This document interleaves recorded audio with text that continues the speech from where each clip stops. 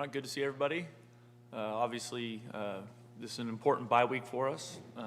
Coming off a really tough outing on Saturday.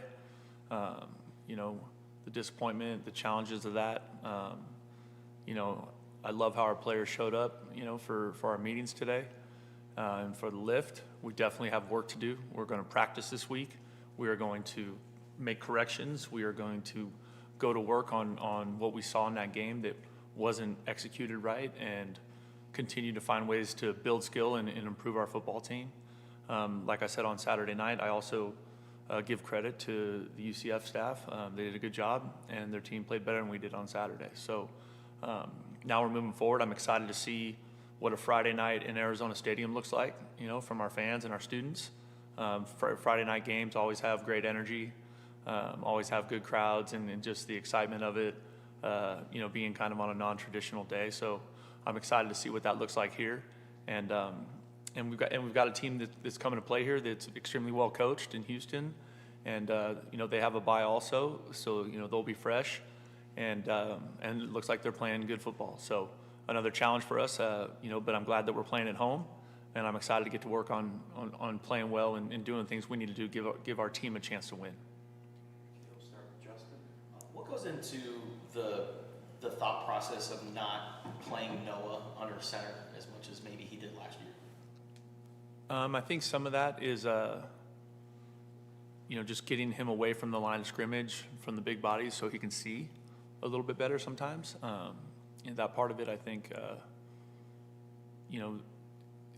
he's comfortable there, and I think, and I think some of the challenges we have with the offensive front have made some of that, not as clean as it was a year ago. Jenna in the back. Is there stuff you're looking to replicate from the first bye week where you guys, you went back to the basics and then had success against Utah? Like, what are some of the things that maybe you've taken and replicate from that first bye week to now, and maybe things that you're doing differently too? Yeah, I think, for our football team, I think it's critical that we attack practice and meetings and like we did over our first bye week. I think that was really good. I think we spaced out the days off so that our team had a chance to recover a little bit, but really just keeping our foot on the gas pedal on the improvement of our football team. And then I didn't mention in my opening statement, but also a critical piece of this bye week is our coaches are going all over the country recruiting. And we got to go find the next great Wildcat and do everything we can to make sure that we keep our recruiting class intact, and then also find the pieces that we know will make us better in the future. Michael? The most glaring aspect of the game this last Saturday was the line of scrimmage, the rushing differential. I'm sure you know what those numbers are when you looked at the film. What did you see, and what is your message to those guys about not letting that happen again? Yeah, that's been a huge conversation, obviously, Saturday night and yesterday, and still ongoing today. I think that, on the offensive side of the ball, finding things that we can execute at a high level, that we can execute in our sleep, where, we can play with the proper physicality and give us a chance to move people and run the football effectively, which we obviously didn't do on Saturday. That part of it is, how can we game plan that better? How can we put our players in better positions? And then also accelerate the growth and the improvement of the new players that are playing in our offensive line. As we looked at the film, we felt like our defensive line played well in that game. We missed tackles on the perimeter. So like when those things got out, right, the tackles that we missed on the perimeter. So with the bye week, it's going to give us a chance to return to some of the fundamental work that is hard to do 10 weeks into the season. Just blocking, tackling, a little more individual, a little less scheme. We're going to get a jump on the Houston game plan, right? But we have to, also attack some of the fundamentals that didn't show up on Saturday. When it comes to recruiting, I'm sure that there are conversations that still go on with players that you have gotten commitments from. What are they saying? Like, are they asking questions about what does this mean, that the way this season is going compared to expectations? Are you hearing any doubt from them about the future? So far we're not, but that's ongoing, right? That's an ongoing conversation. And I think recruiting is about relationships and trust. And those kids that have committed to us chose to do so because they believed in us and trusted us. And we got to continue to, ensure and help them be able to see that when you come here, you are going to get developed at a really high level. You are going to be a part of great football teams. You are going to be a part of a great college football experience. Is there a way to use the struggles of a season like this to be like, this is why we need you kind of thing? Of course. I think, like every player that you recruit, it doesn't matter what position, every player that you recruit thinks they're going to walk in the door and start, right? And so if they can look at some of the struggles and they can say, hey, I think I can have a positive impact on that football team, I think that has a chance to help. Justin? So how do you just keep this season in perspective? Because like Dalton and Noah, they talk about, yeah, it's disappointing, but we're trying to keep everything together. So how do you just look at just the season as a whole and really what's next for you guys? Well, I think the most important thing is that the players, the coaches, is that we stay together and we move forward together. I think that's one of those things that gets hard to do after you lose games, and the outside world tries to pull them apart, But these players care about each other. They care about their coaches. I think like that part of it is like how much can we lean on each other, right? Lean on each other and find a way to move forward together. And then the program, and especially from my chair, is in a constant process of evaluation. That's an everyday thing for me, evaluating absolute every part of the program. And we're going to continue to do that as we go. Left side, third row. So, despite some of these losses, what are some positive takeaways you've had from the past game this weekend? I think the team continues to play hard, and I think that shows up, and I think that speaks to how committed they are to each other, even with the disappointing outcomes. And I think that's a positive. I think how they show up to practice, our practice environment continues to be intense and physical and just high speed and like that. So that part of it I think is really good. And then I think there are players that are playing that we're maybe not thinking they were going to play at the start of the year. And so we're developing a portion of our football team that maybe would not have gotten that opportunity. And I think there's value in that also. Michael, two more questions for you about the game. The first was the Hail Mary. When you looked at it on film, what did you see? What are some of the teaching points from that? Yeah, I think we can play that better. I think did Bobo get pushed in the back? You asked me that on Saturday night, right? That looks a little funny. But I think those things are a mosh pit. There's never going to be any calls on that. You know what I mean? So we need to be boxed out on that, and making sure that not playing behind that, but playing in front of it and literally, getting our backside on people and boxing them out. That's going to be a collision play. We need to not try and play that ball with two hands, or with two hands, it's got to be knocked down. I mean, it's the hardest part about that play is that you can't rep that play in practice because you're going to take 6 players and have them all leave their feet in a 3-yard box, and you try to avoid situations like that in practice because you don't want people spraining ankles or getting caught up. There were a couple guys who were kind of on the other side of the field. Were they where they were supposed to be? Yeah, they were just late getting to because the quarterback flushed, right, and then came back. Yeah. And the other question was, you kind of had gotten the penalty situation under control, and then it kind of resurfaced this past week. Do you think a lot of that was just frustration on the part of the players? And if so, Yeah, I think in terms of the penalties, I'm always concerned. The biggest issue for me is the penalties that I think are in our control, like the pre-snap procedure, lining. We lined up offside one time, those things.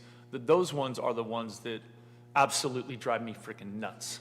Is when we do that, or with false starts, that stuff is unacceptable. You know what I mean? The holding, or sometimes those football plays happen, right? Our technique can be better. I think one on Gavin on the kickoff return, he kind of gets run over and takes a guy to the ground, and he just needs to power step into that and step and strike, and so that he can take some of that vertical speed off of that guy coming down the field. And then if he does get run over, he can't latch on and pull him to the ground, So there's some of those things are technique things that can be better. So over the last several weeks, you mentioned how, maybe you guys can be coaching these guys better. What is not working with the coaching that maybe makes you say that after losses? Well, I think whenever we don't play well, right, or we don't execute at the level that we're capable of executing, that always falls on me. That's always on me.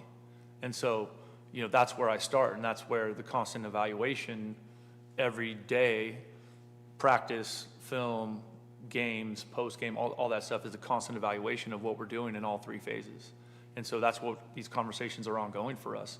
Like, hey, why did we do this? Why did we have this guy block this thing this way? You know what I mean? And just continuing to dive down like into the deep details to try and figure out why we're not executing at a higher level. Michael, you had a lot of success at San Jose State, especially the second half of your tenure there.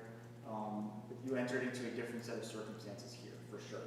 What have you learned over the last 9 months about this particular school and situation that maybe you can take those lessons and help to turn the tide, short term and long term? Well, I think I think college football is rapidly changing, right? Just the world that we're in is rapidly changing. I think we're in a great spot with our athletics director in terms of where we're going with revenue share in ways that are absolutely going to give us a chance to have the caliber of talent and the kind of football teams we want to have here. I'm excited about that. And we're building a program. And that part of it is always, it's hard when you come in with the expectation because everybody's like, the program's already built, right?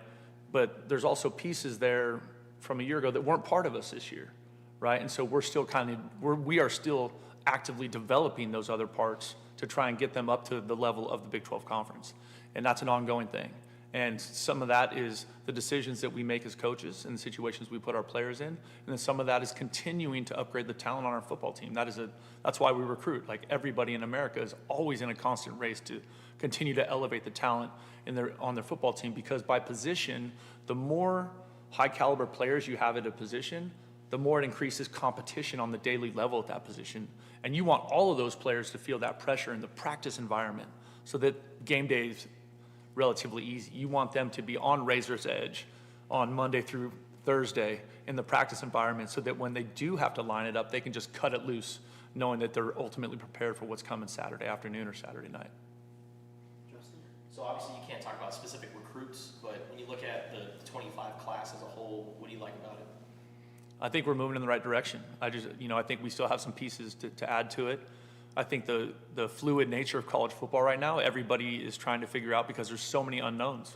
I don't know who's going to walk into my office, someday and be like, hey, I'm going to hit the portal. You know what I mean? You don't know that. So everything is based on your best guess, right? Like kind of an educated projection of what you think the roster is going to look like. But then there's also going to be surprises there. So you have to have contingency plans upon contingency plans so that you can make sure that you continue to build the program the right way so that you have the proper depth, the proper talent, the proper size, speed, everything at every position.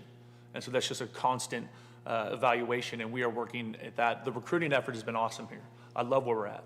I think we have great recruiters on our staff, and I think we have a great plan for how we're going to build it with what I mentioned earlier with Desiree and the rev share plan. Like, I'm excited about where we're going. And then this week being election week, what's maybe the message to the players and what's kind of the plan around that, if you have? The biggest thing for the players is, I just encourage them to vote. That's kind of been one of those things. I don't weigh in on either side of the coin. That's not my job.